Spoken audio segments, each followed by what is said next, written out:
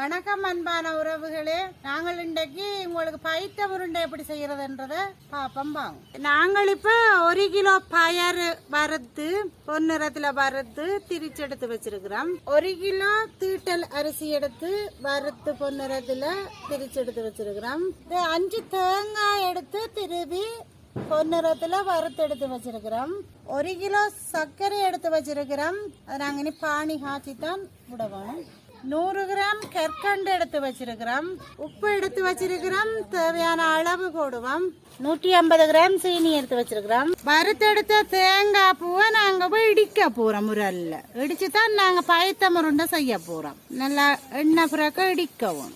நாங்கள் தேங்காய் பூவை நல்லா இடிச்சு தான் எடுக்கணும். இடிச்சு எடுத்தாதான் நாங்க பைத்தம் உருண்டை செய்யலாம்.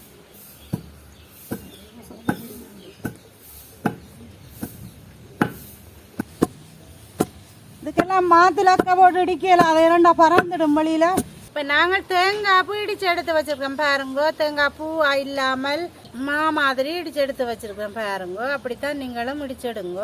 என்னன்னு சொன்னா நாங்க முழுசா அப்படி இடிக்காமல் போட்டா அது வெடிச்சு எண்ணெய்க்கு எல்லாம் பறக்கும். அதுக்காகத்தான் நாங்கள் இடிச்சு எடுத்து வச்சு நீ கலக்க போறோமா. சர்க்கரை போடுறோம். சர்க்கரையை போட்டு பானி காய்ச்சுவோமா. நாங்கள் பைத்தம் உருண்டைக்கு சர்க்கரையை போட்டு பானி காய்ச்சி தான் ஊற்ற போகிறோம். இப்போ நாங்கள் சர்க்கரை பானி காய்ச்சினோம். இந்த சர்க்கரை வரையும் அளவுக்கு காய்ச்சினா காணும். இப்போ பயத்தமாக நாங்கள் அரிசி மாவை அந்த கலப்போம். இந்த இடித்த தேங்காய் பூவையும் கலப்போம். கற்கண்டையும் போட்டு குழைப்போம். பானி காய்ச்சின பானியை நாங்கள் இப்போ வடித்து ஊற்றுவோம். ஊற்றி குழைப்போம். அரைக்கரண்டி உப்பு எடுத்து சுடு தண்ணியில கரைச்சு கொடுங்க. இப்ப நாங்கள் பயறு வறுத்து திரிக்க கொடுக்க 50 கிராம் சின்ன சீரகமும் 50 கிராம் மிளகும் வறுத்து பொன்னிறத்துல வறுத்து தான் மாவுக்கு சேர்த்து திரிச்ச நாங்கள் பயத்துக்கு பயரை வறுத்துட்டு அதுக்கு போட்டு திரிச்ச நாங்கள். என்னன்னு சொன்னா செவிபாட்டுக்காக சீரகம் மிளகு எல்லாம் போட்டு தான் செய்ய வேணும் பைத்தம் உருண்டை. அப்போதான் நல்லா இருக்கும். 150 கிராம் சீனி எடுத்து வச்சிருக்கிறோம்.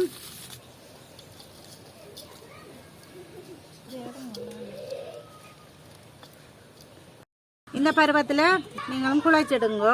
பைத்தம் உருண்டைக்கு நாங்கள் பிடிக்கிறோம் பாருங்க. இப்படித்தான் நீங்கள் செய்துட்டு இப்படி எண்ணெய் வர பிடிக்கணும் அமர்த்தி. இப்போ நாங்கள் அவிச்ச மாவும் அரிசி மாவும் மஞ்சள் தூளும் கொஞ்சம் உப்பும் போட்டு நாங்கள் இப்போ கரைச்சி வச்சிருக்கிறோம். அதுக்கு தான் இந்த உருண்டையாக்கின பைத்தம் உருண்டையை அதுக்கு போட்டு தோச்செடுத்து நாங்கள் எண்ணெய்க்கு போட போகிறோம்.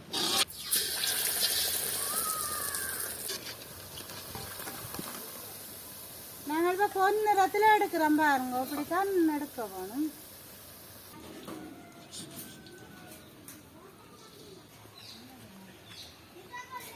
இப்போ பார்த்தீங்கன்னு சொன்னால் நாங்கள் பைத்தம் உருண்டை செய்து எடுத்து வச்சிருக்கிறோம். இப்படித்தான் நீங்களும் செய்து பாருங்க. உடையாமல் நல்ல முறுமுறுண்டு இருக்குது. இந்த முறையில் நீங்களும் செய்து பாருங்க.